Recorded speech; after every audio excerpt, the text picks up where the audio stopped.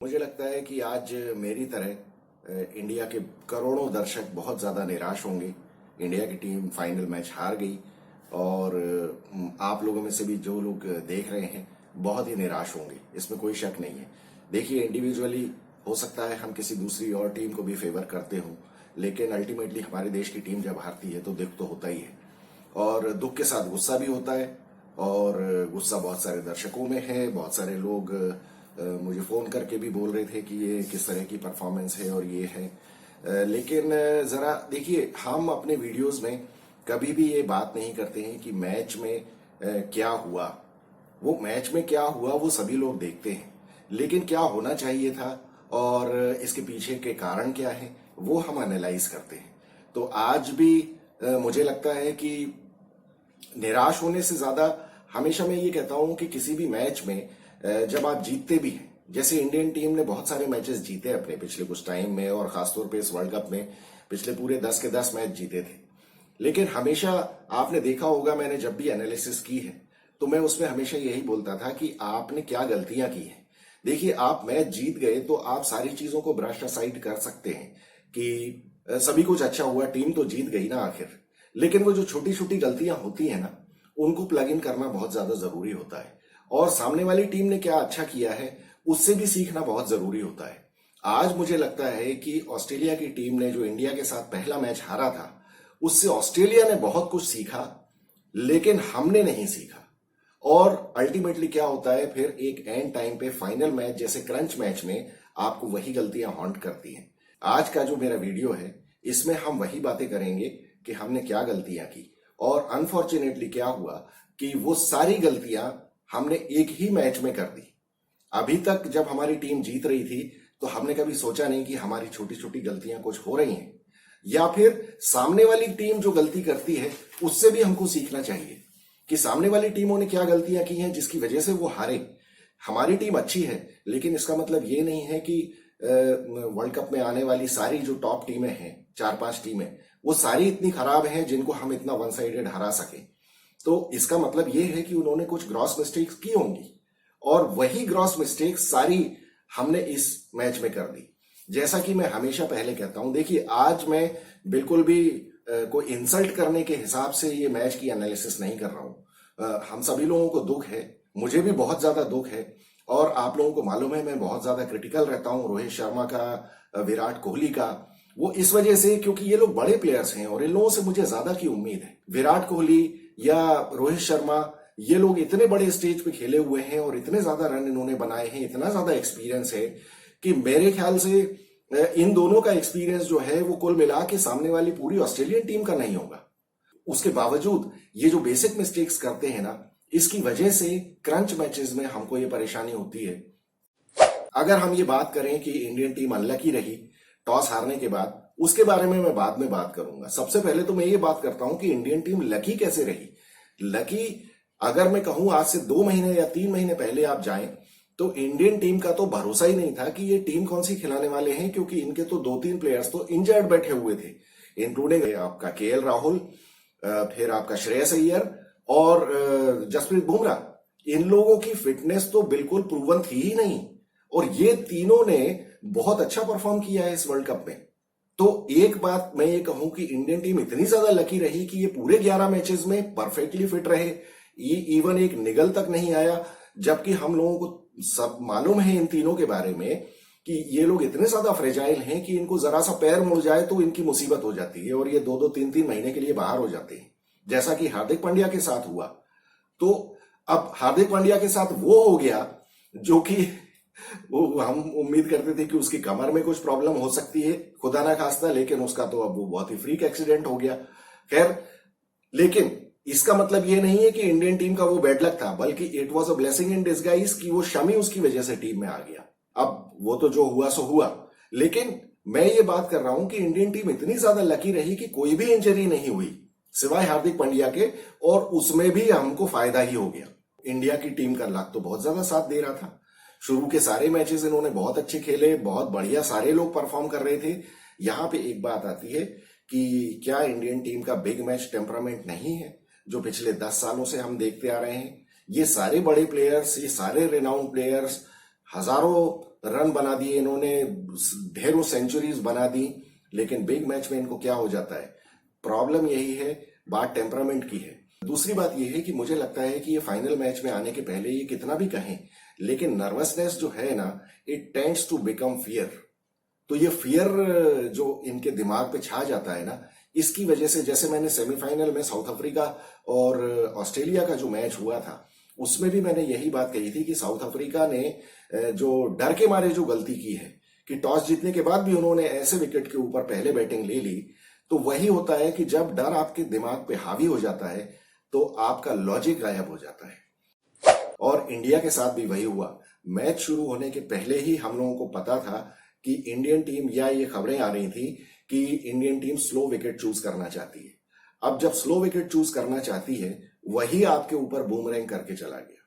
कैसे हुआ? कि आपको जब मालूम है कि अगर स्लो विकेट है और जिस तरह से बाद में बॉलिंग शुरू हुई है और आपने डर के मारे मोहम्मद सिराज से ओपन बॉलिंग नहीं करवाई, तो इसका मतलब यह है कि आपने मोहम्मद सिराज को तो खत्म ही कर दिया और आप 5 बॉलर से वैसे ही जा रहे थे। अगर अपना बॉलिंग के कॉम्बिनेशन आप चेंज करते हैं तो आप तो, इसका मतलब यह है कि आप 4 बॉलर्स के साथ ही जा रहे हैं। हम सभी को मालूम है कि मोहम्मद सिराज अगर इफेक्टिव है तो वो ओपनिंग बॉलिंग में ही है, क्योंकि पिछले सारे मैचेस में और बल्कि इसके पहले 6 महीने 1 साल से वो तो नई बॉल ही फेंक रहा है ना। तो आपने डर के मारे उसको चेंज कर दिया। खैर, उसके बारे में हम बाद में बात करेंगे। अभी हम शुरुआत करते हैं कि गलतियां कहां से हुई। गलतियां देखिए, पहले तो पिच सिलेक्ट करने से ही हुई। सबसे पहली गलती तो पिच सिलेक्ट आपने गलत की। आपको नॉर्मल विकेट सिलेक्ट करना चाहिए था जिसमें पेस और बाउंस बराबर हो। आप भूल गए।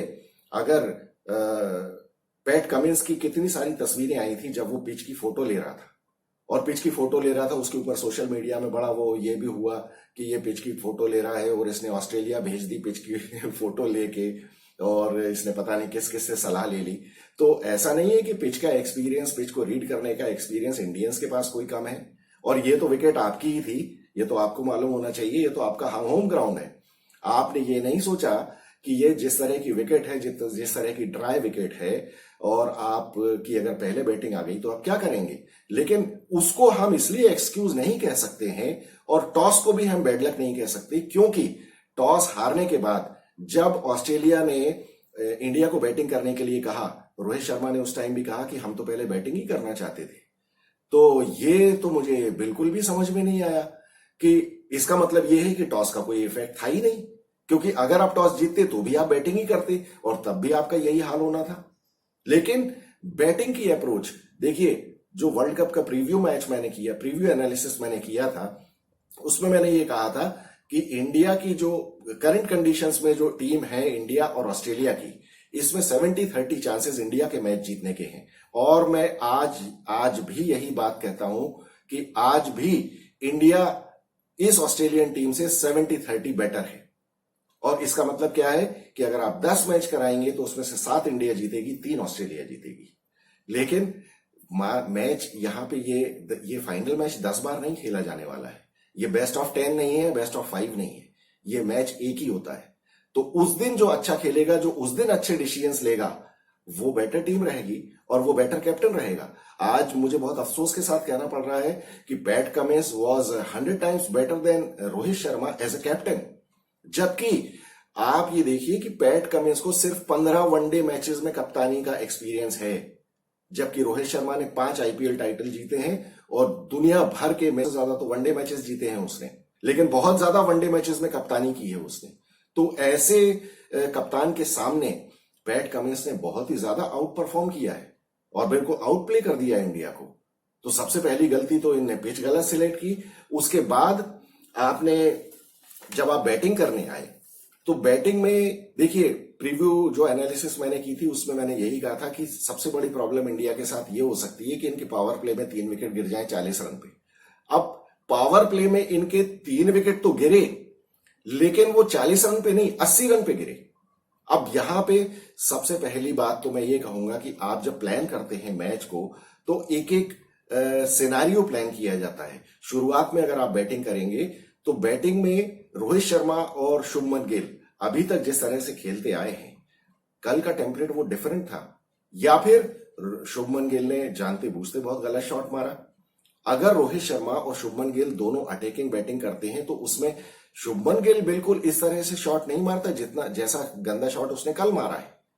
तो मतलब आप लोगों की ये प्लानिंग नहीं है कि अगर एक्सप्लोसिव बैटिंग करेगा तो वो सिर्फ रोहित शर्मा करेगा। उस टाइम तक शुभमन गिल को अपने आप को प्ले करके सेट इन हो जाना है, जैसा कि अभी तक पिछले मैचेस में हुआ, इवन सेमीफाइनल में ये हुआ कि रोहित शर्मा ने अटैकिंग बैटिंग की, ओपनिंग की, और शुभमन गिल धीरे धीरे सिंगल्स लेके डबल्स लेके अपना गेम सेट करता रहा, जिससे कि रोहित शर्मा जब आउट हो जाए तो उसके बाद शुभमन गिल अटैकिंग करना शुरू कर दे दूसरे बैट्समैन विराट कोहली के साथ।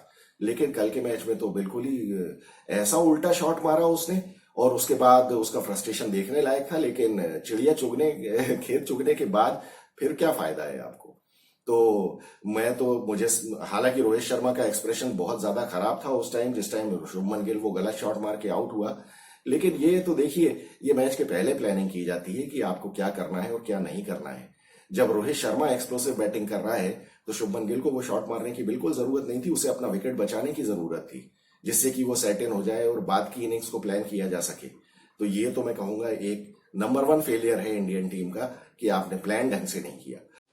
इसी के साथ में एक बात ये भी कहूंगा कि जब रोहित शर्मा एक्सप्लोसिव बैटिंग करता है तो सभी को पता है कि उसको कोई आउट प्ले नहीं कर सकता, उसको कोई आउटस्मार्ट नहीं कर सकता है। मतलब ये है कि जिस तरह से रोहित शर्मा पिटाई कर सकता है ओपनिंग बॉलर्स की, उस तरह से शुभमन गिल नहीं कर सकता है, उसका वो गेम नहीं है। तो आपके पास पता है कि सिर्फ रोहित शर्मा ही एक्सप्लोसिव बैटिंग कर सकता है, तो शुभमन गिल को तो फिर और भी ज्यादा ये सोच के चलना चाहिए था कि मुझे विकेट बचा के चलना है और ज्यादा से ज्यादा रोहित को स्ट्राइक देना है। लेकिन वो गलत शॉट मार के आउट हो गया, यहां पे आपकी प्लानिंग फेल हो गई। उसके बाद जब 80 रन पे 3 विकेट हो गए आपके, और देखिए प्रीव्यू एनालिसिस में हमने ये भी डिस्कस किया था कि इंडिया टीम का प्लान होगा कि ये जो इनके स्पिनर्स हैं इनको ये आउट प्ले कर दे मतलब इनके ऊपर चढ़ के खेलें जरा। और ग्लेन मैक्सवेल के ऊपर इन्होंने चढ़ के खेला भी, लेकिन अल्टीमेटली क्या हुआ, आपने वो ग्लेन मैक्सवेल को ही विकेट दे दिया। ये बहुत सारे लोग ये डिस्कस कर सकते हैं, और जिस बात को मैं मानता भी हूं कि जब आप ग्लेन मैक्सवेल के एक ओवर में 10 रन, 1 छक्का 1 चौका मार चुके हैं तो आपको तीसरा छक्का या चौका मारने की क्या जरूरत है। आप धीरे धीरे 10 रन बहुत होते हैं, उसके बाद आप आराम से 2-3 रन और ले लेते तो 13-14 रन का ओवर हो जाता। लेकिन कभी कभी बात वही होती है कि इतने एक्सपीरियंस बैट्समैन को भी ये लगता है कि बस ये एक ही आखिरी ओवर है, इसी में लूट लूं मैं। वही हुआ कि एक बहुत ही एक्स्ट्रॉर्डिनरी कैच ट्रेविस हेड ने पकड़ लिया। अब ट्रेविस हेड का तो कल दिन था, मतलब मैं ये कहूंगा कि 9 आउट ऑफ 10 टाइम्स तो वो कैच होगा नहीं। लेकिन जब आपकी किस्मत खराब होती है और आप गलत डिसीजन लेते हैं तो आपके साथ फिर ये भी हो जाता है। तो दूसरी गलती ये हो गई। फिर उसके बाद श्रेयस अय्यर को मैं ज्यादा दोष इसलिए नहीं दूंगा कि जब आदमी शुरू के 4 रन बनाने के बाद ही आउट हो जाए तो फिर इसमें कुछ दोष ज्यादा दिया नहीं जा सकता है, क्योंकि हम हमेशा कहते हैं कि सेट होने के बाद बैट्समैन को आउट नहीं होना चाहिए। एक बॉल बहुत अच्छी की, ऑस्ट्रेलियन बॉलर्स ने बहुत ही अच्छी बॉलिंग की, मीडियम पेस जो उनके फास्ट बॉलर्स हैं उन्होंने बहुत बढ़िया बॉलिंग की, और उन्होंने विकेट को बहुत अच्छी तरह समझ लिया था, वो बहुत अच्छी तरह प्लान करके आए थे। कल के मैच में हमने ये भी देखा कि वो जो हम पिछले 10 मैचेस में कितनी बार ये डिस्कस कर चुके हैं, इवन पूरे वर्ल्ड कप में हम ये डिस्कस कर चुके हैं कि सबसे इफेक्टिव बॉल होती है स्लोअर बाउंसर, लेकिन हमने इंडियन टीम को एक बार भी ये स्लोअर बाउंसर डालते हुए नहीं देखा। और कल के मैच में आप देखें तो आप गिनती भूल जाएंगे कितने स्लोअर बाउंसर्स फेंके हैं, क्योंकि बैट्समैन को हाथ से ताकत लगानी पड़ती है। आपको याद होगा सूर्य कुमार यादव का आउट, जिस तरह से वो आउट हुआ है उसको उन्होंने बिल्कुल पेस ही नहीं दी, और अल्टीमेटली वो स्लोअर बाउंसर पे ही आउट हुआ। जो उसका फेवरेट शॉट है रैंप शॉट, या वो थर्ड मैन के ऊपर से या विकेट कीपर के ऊपर से जो मारता है, उसमें उसको जो बॉल मिली उसमें पेस ही नहीं थी। वो बॉलर की पेस को यूज करता है, लेकिन इन बॉलर्स ने अपने आईपीएल के एक्सपीरियंस का बहुत ज्यादा फायदा उठाया। तो ऑस्ट्रेलिया ने बहुत अच्छा प्लान किया था। उसके बाद आप ये देखिए कि विराट कोहली और केएल राहुल जब ये लोग बैटिंग करने आए, ये लोग इतने बड़े बैट्समैन हैं, इन लोगों ने बॉलर्स को बहुत ज्यादा अपने ऊपर चढ़ने दिया। आप जब इतने बड़े बैट्समैन होते हैं, जब 25-26 हजार रन आप बना चुके हैं, तो ऐसी कितनी सिचुएशन से आप निकल चुके हैं, तो आपने अपने एक्सपीरियंस को यूज नहीं किया। और दूसरी बात ये भी है कि ठीक है, मैंने मान लिया कि आप इतने ज्यादा डर गए थे कि आपके 80 रन पे 3 विकेट हो गए हैं, तो आप बाउंड्री नहीं मार पा रहे हैं।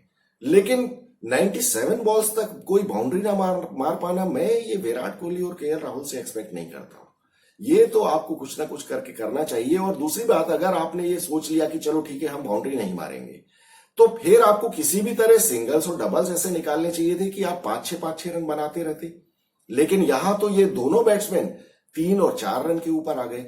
जब इस तरह की बैटिंग होगी तो फिर तो सामने वाली टीम का तो हौसला बिल्कुल चढ़ के बुलंदी हो जाएगा। और फिर इसके बाद या तो अगर आपने 50 रन बना लिए हैं तो फिर आपको इंश्योर करना है कि आप आउट ना हो। लेकिन अफसोस की बात यह है कि ये लोग आउट भी हो गए। इस बारे में मैं क्या कह सकता हूं? आप 25,000 रन बनाए, आप 50 सेंचुरी बनाए, आप सब कुछ करें, आप 100 सेंचुरी भी बना लें, लेकिन मैं हमेशा बात वही करता हूं कि मुझे किसी की 50 सेंचुरी या 100 सेंचुरी से प्यार नहीं है। मुझे आपके वो 40 रन चाहिए जो आपको वर्ल्ड कप फाइनल जिताएं। तो अब इसके बारे में मैं क्या कह सकता हूं, ये आप लोग खुद ही डिसाइड कर सकते हैं। कि आप कहने को तो ठीक है, आपने दुनिया भर के रिकॉर्ड्स बना दिए हैं, लेकिन और हो सकता है आपको भारत रत्न भी मिल जाए, लेकिन वो हमारे किस काम का है? जब आपको खेलना चाहिए था, जब आपको दिमाग यूज करना चाहिए था, तब तो आपने नहीं किया। और बिल्कुल मैं तो इसको यही कहूंगा कि बहुत ही टिमिड टाइप की बैटिंग की है आपने। और ये बात देखिए, मैं कोई इंसल्ट करने के हिसाब से नहीं कह रहा हूं, ये तो फैक्ट है ना। अगर कोई विराट कोहली का या रोहित शर्मा का अगर फैन अगर मुझे ये क्रिटिसाइज करे कि मैं इन लोगों की इंसल्ट कर रहा हूं, तो ऐसा नहीं है। मुझे भी इन लोगों की परफॉर्मेंस की उतनी ही उम्मीद रहती है जितनी बाकी सारे फैंस को रहती है, क्योंकि ये हमारी टीम को रिप्रेजेंट कर रहे हैं। लेकिन गलती तो गलती है ना। और जब फिर बायलैटरल मैचेस में या फिर जो लीग मैचेस हैं उनमें आपके बनाए हुए रन वो उतने मायने नहीं रखते जब आपको क्रंच टाइम में बनाने हैं रन। और क्रंच टाइम में ही पता चलता है कि चैंपियन कौन होता है। और इसीलिए मैं कहता हूं कि सचिन तेंदुलकर से भी मुझे यही शिकायत है। वो कितनी 100 सेंचुरी बना ली हो, 50,000 रन बना दिए हो, लेकिन जब भी उससे रन की उम्मीद थी उसने रन नहीं बनाए। इवन 2011 के फाइनल में भी वो जल्दी आउट हो गया। तो बड़े खिलाड़ी वो होते हैं जो फाइनल मैचेस में परफॉर्म करते हैं और वो मैच को जिताते हैं। तो अब 2022 का ये जो T20 वर्ल्ड कप फाइनल था, फाइनल तो खैर छोड़ दीजिए, उसके पहले जो पाकिस्तान के अगेंस्ट जो विराट कोहली की पारी थी, बहुत दुनिया तारीफ करती है और आईसीसी हॉल ऑफ फेम में बेस्ट शॉट और ये और वो, लेकिन उससे फायदा क्या हुआ?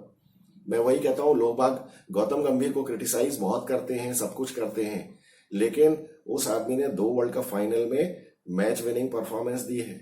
MS धोनी के 91 रन्स आपको हमेशा याद रहेंगे, क्योंकि उस टाइम भी इंडिया के 3 विकेट गिर चुके थे जब वो बैटिंग करने आया, और उस टाइम वो कोई डर के नहीं खेला। तो ये प्लानिंग होती है, ये है आदमी की स्ट्रेंथ जो कि क्रंच मैचेस में सामने आती है। इसके अलावा आप कितने भी रन बना लें, वो एकेडमिक रिकॉर्ड के लिए ठीक है, लेकिन फायदा क्या है? मैं फिर भी ये कहूंगा कि मैं क्रिटिसाइज नहीं कर रहा हूं, क्योंकि बैट्समैन तो अच्छे हैं, लेकिन अब ठीक है, क्या किया जा सकता है। किसी तरह मरते मराते इंडिया ने 240 रन बनाए। अब बात यही हुआ कि ऑस्ट्रेलियन बॉलर्स ने बॉलिंग बहुत ज्यादा अच्छी की। क्रंच टाइम में उन्होंने विकेट्स निकाले। रोहित शर्मा, फिर आपका केएल राहुल और विराट कोहली, इनके अलावा कोई टिक ही नहीं पाया। सूर्य कुमार यादव को तो उन्होंने बांध के रख दिया, और बहुत एंड टाइम पे जब ये बैट्समैन बैटिंग कर रहे थे उनके विकेट निकाल दिए। तो ये लोग कभी भी आप अपनी इनिंग्स को प्लान कर ही नहीं पाए, कभी भी ये रैंप अप करने के बारे में सोच ही नहीं पाए स्कोरिंग रेट। और इसकी गलती पूरी खैर इन्हीं लोगों की है, क्योंकि इन लोगों ने प्लान ही नहीं किया और शुरुआत में बॉलर्स को बहुत ज्यादा डोमिनेट करने दिया। फिर जब इंडिया की बैटिंग खत्म हुई और ऑस्ट्रेलिया बैटिंग करने आया, तब भी हमको कुछ उम्मीद थी। लेकिन अब आप देखिए कि इन लोगों ने क्या, मतलब कितने ज्यादा ये लोग डर गए कि मुझे लगता है कि जो बुमराह का जो पहला ओवर हुआ, खैर चलिए उसमें 15 रन पड़ गए। मैं उसको ज्यादा क्रिटिसाइज नहीं करता हूं, इसलिए क्योंकि इंडिया को विकेट लेने थे। तो विकेट लेने के लिए जो बॉल करनी पड़ती है वो तो देखिए ठीक है, आगे ही करनी पड़ेगी आपको, क्योंकि इनिशियली जो भी स्विंग है आपको वो यूज करना है। और उधर वार्नर और ट्रेविस हेड, ये तो इनका भी प्लान वही था जो रोहित शर्मा का रहता है कि आते साथ ही पीटना है बॉलर्स को और डोमिनेट कर देना है। जितने पावर प्ले में रन्स बना सके उतना अच्छा है, क्योंकि आगे का इनको पता नहीं था कि ड्यू आएगी या नहीं आएगी। अब यहां पे भी देखिए, मैं आप लोगों को याद दिलाऊंगा कि वर्ल्ड कप की जब टीम डिक्लेयर हुई थी उस टाइम प्रेस कॉन्फ्रेंस में रोहित शर्मा और अजीत आगरकर जब आए थे तो बहुत सारे जर्नलिस्ट ने ये क्वेश्चन पूछा था कि इंडिया का जो ये वर्ल्ड कप हो रहा है इसमें शाम को ड्यू आएगी तो आप किस तरह से करेंगे और आपको क्या। तो अजीत आगरकर ने बहुत एम्फेटिकली ये बात कही थी कि अरे हमें कोई डर नहीं है, हमारे प्लेयर्स को तो बहुत एक्सपीरियंस है ड्यू में बॉल करने का। तो अब आज कल जो मैच हुआ है उसमें सारे लोग ये बात कर रहे हैं कि बाद में ड्यू आ गई थी, बाद में बैटिंग आसान हो गई थी। तो ये बात कहने का फिर आपको कोई हक बनता नहीं है, क्योंकि या तो आप पहले ही एक्सेप्ट करते हैं इस बात को कि हाँ इस बात की परेशानी हो सकती है, और ये आप कहें या ना कहें। मैंने उस टाइम भी ये मैच में एनालिसिस करते हुए उसकी प्रेस कॉन्फ्रेंस की एनालिसिस करते हुए कहा था कि ये बात बेकार है, ये कहने से कुछ फायदा नहीं है, क्योंकि ड्यू का इफेक्ट होता है।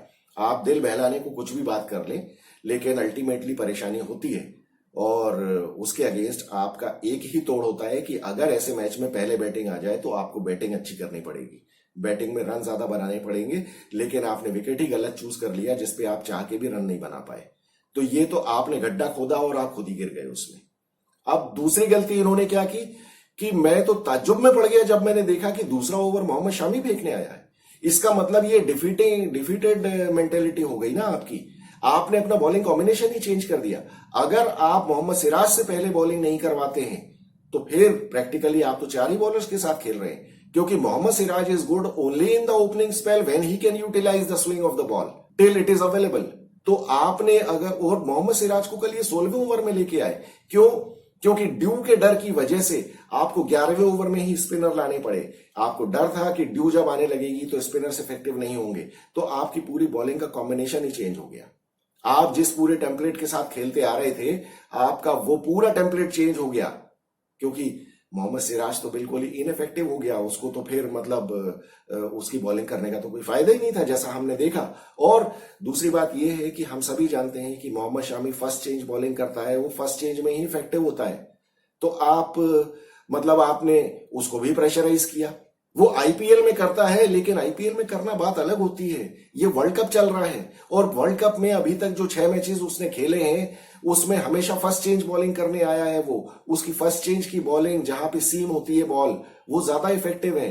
आपने उसको बॉल ओपन करने के लिए दे दिया, उससे स्विंग ही कंट्रोल नहीं हुई। अच्छा, मैं ये नहीं कहता कि मोहम्मद शामी इतना खराब बॉलर है कि उससे स्विंग कंट्रोल नहीं हुई, लेकिन प्रेशर इतना ज्यादा था इनके ऊपर कि इनको मालूम था कि इनको विकेट्स निकालने हैं। देखिए 2 विकेट तो आपको बहुत ही किस्मत से मिले हैं।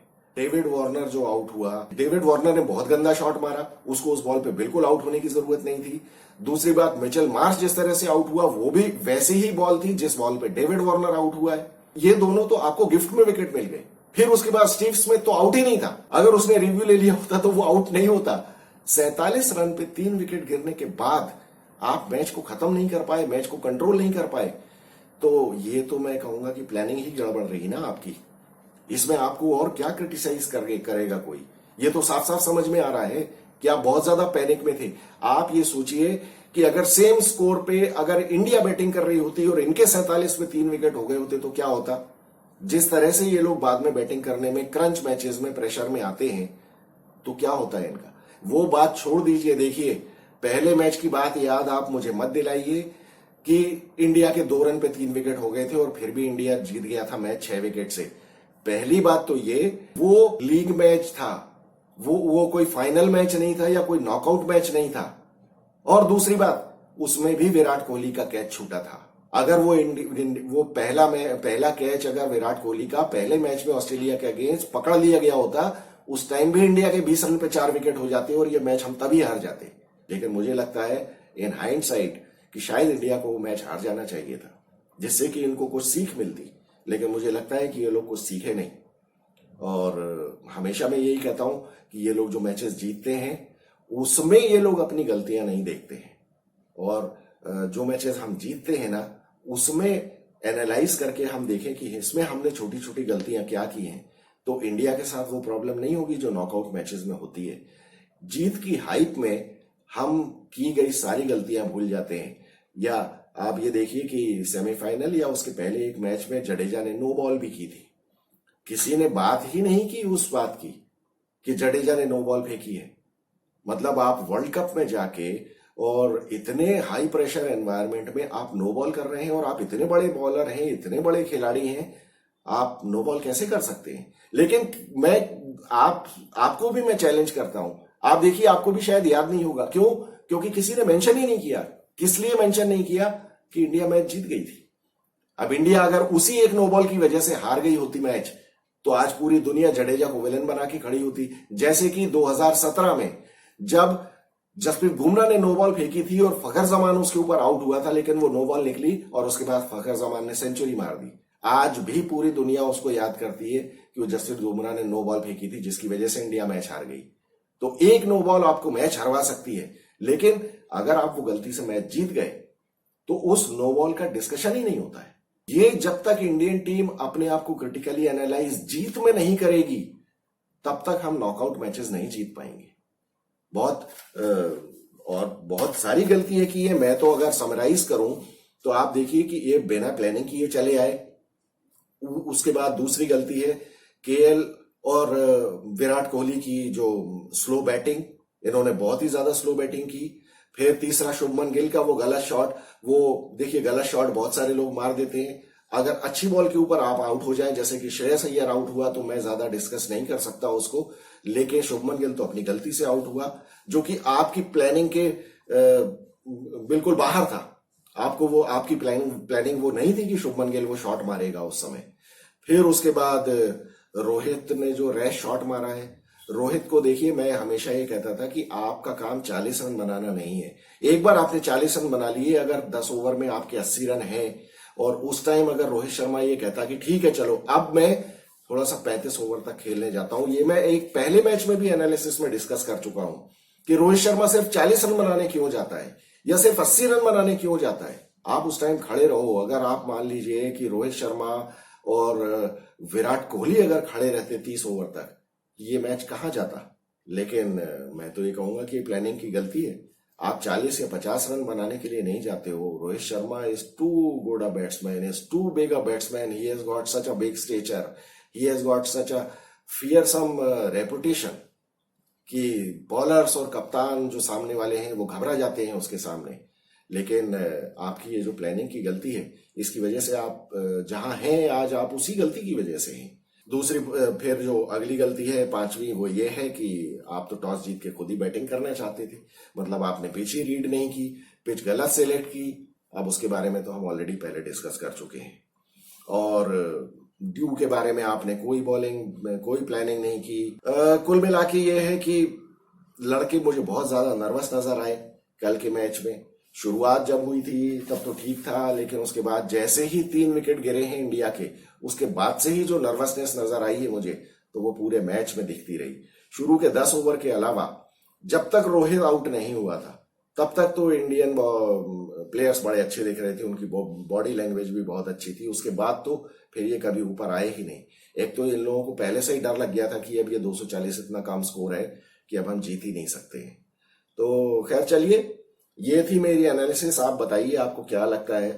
और मैं देखिए, जब एनालिसिस होती है और हारने के ऊपर एनालिसिस होती है तो क्रिटिसिज्म तो लगता है, लेकिन अगर हम अभी हम इंसल्ट करने लगेंगे प्लेयर्स की, तो वो बात भी ठीक नहीं है कि अल्टीमेटली इन्होंने खेला तो अच्छा, और हम लोगों को जो दुख है प्लेयर्स को, उससे कोई कम दुख नहीं है, बल्कि प्लेयर्स को तो बहुत ज्यादा दुख होगा। बहुत सारे लोगों का तो हो सकता है कि लास्ट वर्ल्ड कप हो, और डेफिनेटली इन लोगों को काफी दुख होगा। और खेला तो इन लोगों ने अच्छा है, बाकी ये जो प्लानिंग की गड़बड़ है या जो है, तो अब इसके बारे में कुछ कहा नहीं जा सकता है। क्योंकि देखिए, हमें ये बेनिफिट ऑफ डाउट देना पड़ेगा कि शायद इन लोगों को समझ उतनी ज्यादा नहीं है, या ये अपना उतना दिमाग का इस्तेमाल नहीं करते हैं। तो जाके बल्ला घुमाना और मतलब जाके बॉल फेंक देना और सिचुएशन को ना देखना और सामने वाली टीम को एनालाइज ना करना, विकेट को एनालाइज ना करना, विकेट के हिसाब से प्लानिंग ना करना, ये कुछ गलती हैं जो इंडिया को फाइनल में बहुत ज्यादा कॉस्ट कर गई। बहुत ज्यादा क्या, मतलब सब कुछ ही कॉस्ट कर गई। तो चलिए, मैं तो उम्मीद ये करूंगा कि आने वाली जो टीमें हैं, आने वाले जो प्लेयर्स हैं, वो इन सब चीजों का ध्यान रखेंगे। और सबसे बड़ी बात, मेरी तो एक ही सलाह है कि आप जब जीतते हैं मैच, तब आप अपनी गलतियां ढूंढिए, क्योंकि हारने के बाद तो गलतियों का पुलिंदा रहता है, लेकिन जब मैच जीतते हैं तो उनमें क्या आपने छोटी छोटी गलतियां की हैं, उनको जब तक आप प्लग इन नहीं करेंगे तब तक आप वर्ल्ड चैंपियनशिप्स नहीं जीत पाएंगे, क्योंकि सामने वाली टीम है वो प्लान करके आती है। तो चलिए, this was my analysis. Let me know your comments and how do you feel about the loss of India. I am Vikas Saxena, the biased analyst. Thank you so much.